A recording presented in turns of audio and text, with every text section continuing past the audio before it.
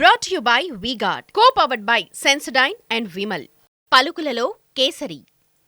Associate sponsor UltraTech cement.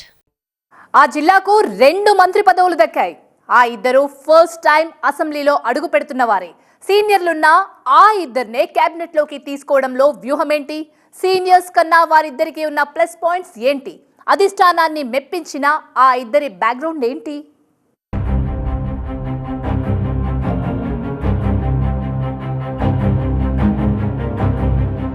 Jackpot కొట్టిన Kondapalli సంధ్యారానికి super chance. సీనియర్లున్న వారికే పెద్దపీట. మొదటిసారి ఎమ్మెల్యేలుగా గెలిచిన వారికి మహర్దశ పట్టింది. ఎవరూ ఊహించని రీతిలో విజయనగరం జిల్లాలో ఇద్దరికి మంత్రి పదవులు దక్కాయి. మంత్రుల జాబితాలో వారి పేర్లు చూసి కంగుతిన్నారంతా. బీసీ తూర్పు కాపు సామాజిక వర్గం నుంచి కొండపల్లి శ్రీనివాసరావుకు అవకాశం రాగా, ఎస్టీ సామాజిక వర్గం నుంచి గుమ్మిడి సంధ్యారానికి మంత్రి పదవి దక్కింది. జిల్లాలో కిమిడి కళా వెంకట్రావు, కోళ్ల లలిత కుమార్తో పాటు అశోక్ గజపతిరాజు వారసురాలు అదితి గజపతి కీలకమైన బొబ్బిలిరాజులు ఉండగా, వారందరినీ పక్కన పెట్టి మొదటిసారి గెలిచిన వీళ్ళిద్దరికీ మంత్రి పదవుల్ని గట్టబెట్టింది పార్టీ అధిష్టానం. విజయనగరం జిల్లాలో మాజీ మంత్రి కళా వెంకట్రావుకు మంత్రి పదవి పక్కా అనుకున్నారంతా. పార్టీ ఆవిర్భావం నుంచి టీడీపీతోనే ఉన్నారు కళా వెంకట్రావు. పార్టీకి రాష్ట్ర అధ్యక్షుడిగా, మాజీ మంత్రిగా పనిచేశారు. పైగా ఉత్తరాంధ్రలో బలమైన తూర్పు కాపు సామాజిక వర్గం నాయకుడు. అంతేకాదు, వైసీపీ ట్రబుల్ షూటర్ మాజీ మంత్రి బొత్స సత్యనారాయణ ఓడించడం వెంకట్రావుకు మరో ప్లస్ పాయింట్. ఇన్ని అర్హతలున్నా కిమిడికి ఈసారి మంత్రి పదవి దక్కలేదు. ఆయన స్థానంలో తూర్పు కాపు సామాజిక వర్గానికి చెందిన యువకుడైన కొండపల్లి శ్రీనివాస్ కి మంత్రి పదవి దక్కింది. కొండపల్లి రాజకీయ నేపథ్యమున్న కుటుంబం నుంచే వచ్చారు. కొండపల్లి తాత పైడితల్లి నాయుడు టీడీపీకి సుదీర్ఘకాలం సేవలందించారు. టీడీపీ జిల్లా అధ్యక్షుడిగా, మాజీ జెడ్పీ చైర్మన్ గా, మాజీ ఎంపీగా పార్టీలో కీలకంగా పనిచేశారు కొండపల్లి పైడితల్లి నాయుడు. కొండపల్లి శ్రీనివాసరావు కంప్యూటర్ సైన్స్ లో ఎంఎస్ చేసిన అమెరికా నుంచి స్వదేశానికి తిరిగొచ్చి వ్యాపార రంగంలో స్థిరపడ్డారు.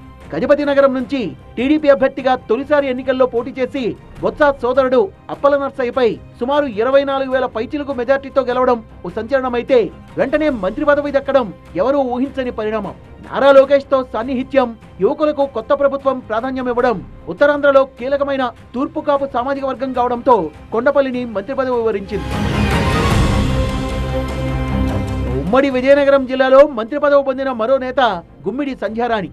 సాలూరు మాజీ ఎమ్మెల్యే జెన్ని ముత్యాలు కూతురైన సంధ్యారాణి రాజకీయంగా ఎన్నో ఆటుపోట్లు ఎదుర్కొన్నారు. 1999 నుంచి ఎమ్మెల్యేగా, ఎంపీగా వరుస ఓటముల్ని చవిచూశారు. 2015లో గవర్నర్ కోటాలో ఎమ్మెల్సీగా ఆమెకు అవకాశం ఇచ్చింది టీడీపీ అధిష్టానం. అంతేకాకుండా పార్టీలో కీలక నిర్ణయాలు తీసుకునే పొలిట్ బ్యూరోలో కూడా చోటు కల్పించారు. ఈ ఎన్నికల్లో మాజీ డిప్యూటీ సీఎం రాజన్న దొరపై గెలిచారు సంధ్యారాణి. పార్టీకి విధేయురాలుగా ఉన్న సంధ్యారాణి కీలక సమయంలో పార్టీకి అండగా ఉన్నారు. అమరావతి రాజధాని అంశంలో శాసనమండలిలో జరిగిన ఓటింగ్ సమయంలో కొంతమంది టీడీపీ ఎమ్మెల్సీలు వైసీపీలో చేరారు. సంధ్యారాణిపై కూడా తీవ్రమైన ఒత్తిడి వచ్చింది. అయినా పార్టీ లైన్ దాటకపోవడం, గెలిచిన ఎస్టీ ఎమ్మెల్యేలో రాజకీయంగా ఎక్కువ అనుభవం ఉండడం సంధ్యారాణికి కలిసొచ్చిన అంశం.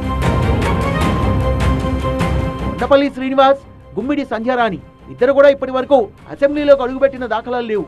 కానీ ప్రస్తుతం మొదటిసారి ఎమ్మెల్యేలుగా గెలిచి మంత్రులుగా ప్రమాణ స్వీకారం చేసిన తర్వాత నేరుగా మంత్రి హోదాలోనే అసెంబ్లీలోకి అడుగుపెడుతుండడం ఆసక్తిగా మారింది.